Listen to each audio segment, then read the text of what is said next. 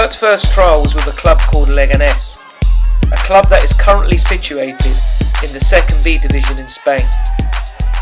Here we can see Kurt playing against Alcorcón, a second division side, and unfortunately for him he picked up a hamstring injury in the dying minutes of the game, an injury that prevented him from signing for Leganés.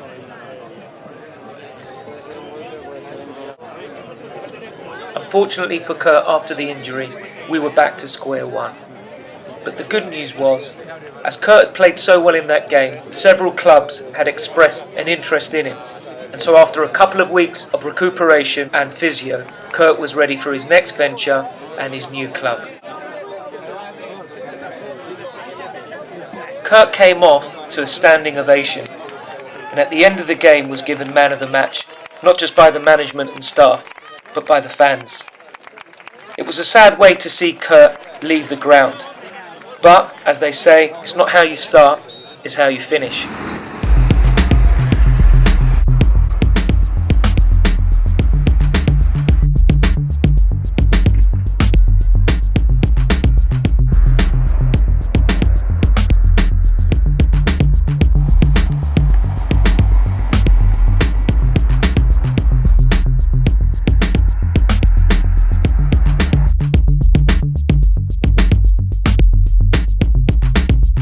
See, we've got a few jumpers in that. I'll need this for tonight.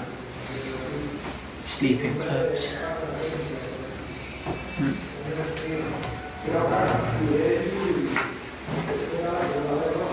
Antes en Inglaterra, así también muy bueno juvenil.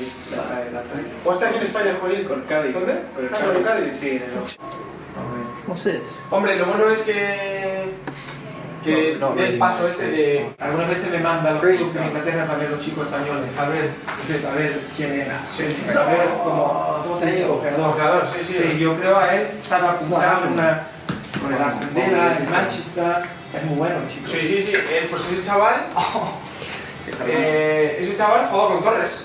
Fernando Torres, pues, él prometía muchísimo más que Fernando Torres, bueno, que ya ves para la selección y tal. Here we are in Segovia with James Dabbs and Kurt Dizon, two English players that have come over to try and make it here. Segovia is a third division club situated just 90 kilometers north of Madrid, great city as you can see, steeped in Roman history.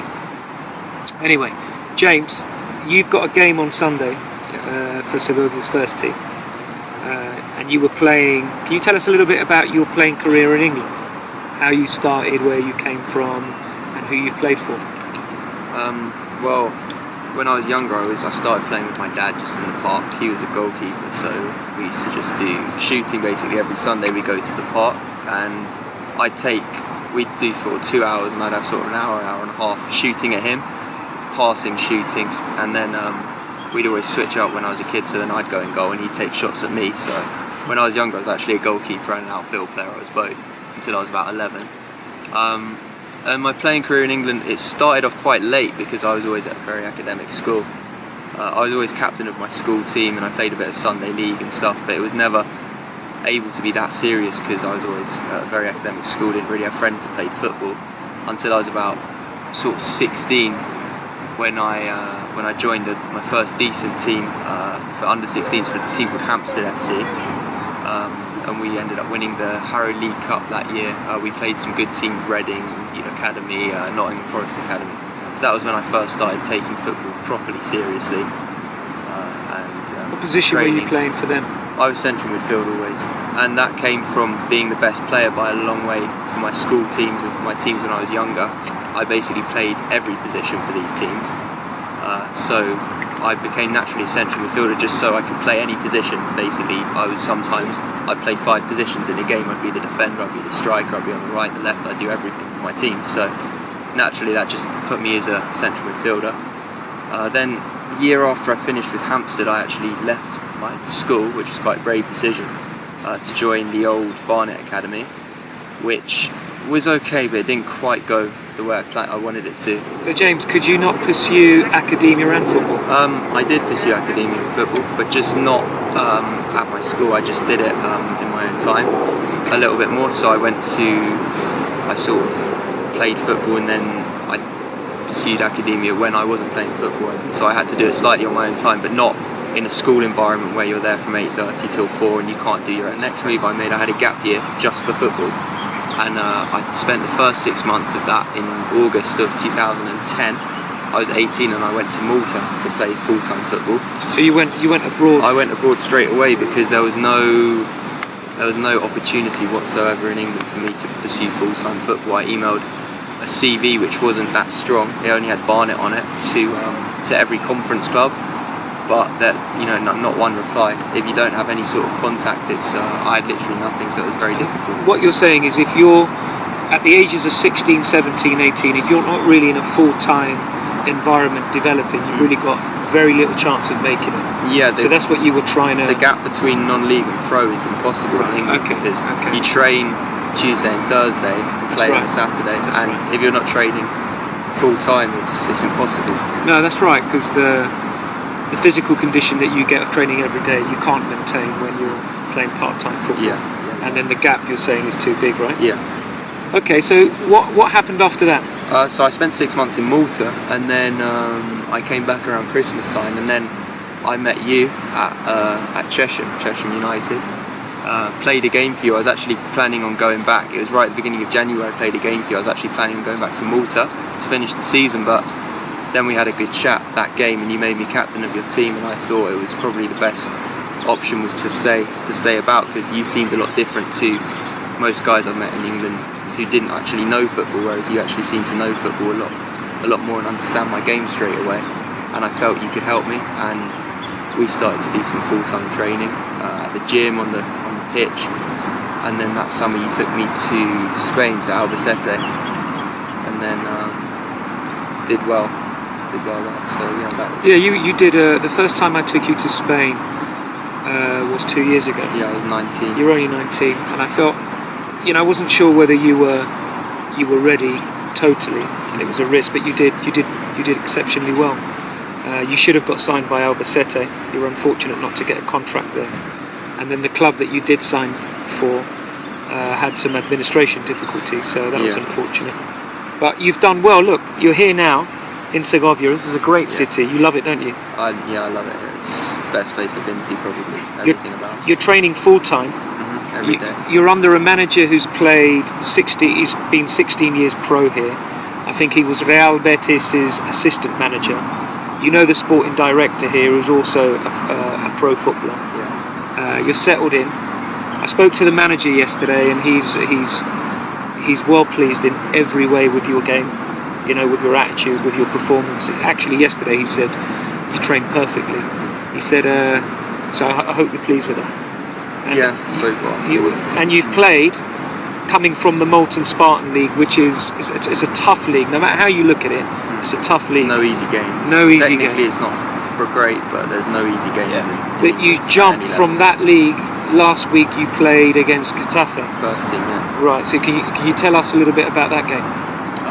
Probably, definitely the highest level I played at. It was really good fun, proper football, and actually, I think that was probably my best game so far. Just I seemed to raise my level against that sort of opponent. It actually felt easier to play at that sort of level.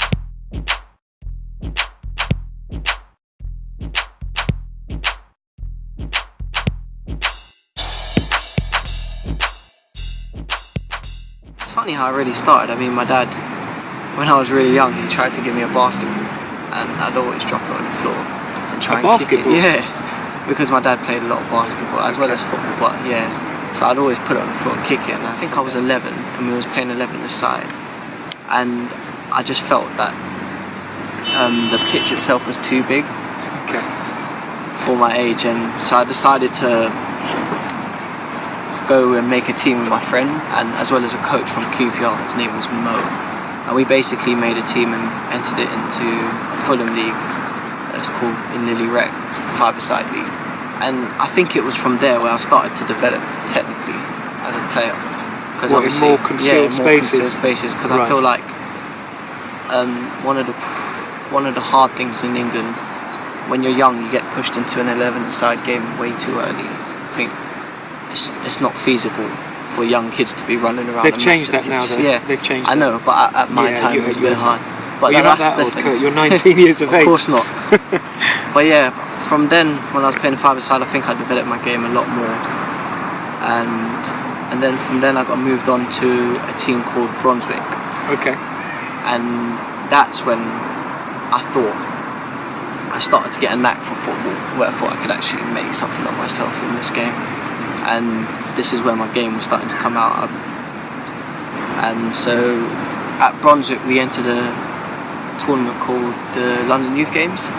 We represented Hammersmith and actually played really well in that tournament and ended up getting a trial at Crystal Palace. Okay. And then at Crystal Palace had a 6-week trial, and I think it was in the fourth or fifth game where they decided to sign me, and that was obviously a really good day for me. I was really happy. So how old were you then? I was 14. 13. 14, I think I was turning 14.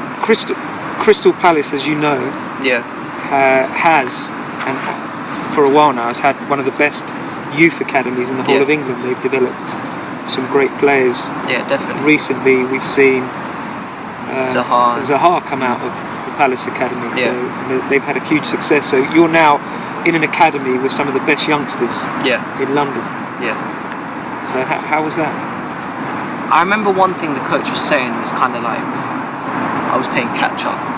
Right. Okay. He said that you're a really gifted player, but what you got to understand now is all these players, well, majority of them were there since they were 9.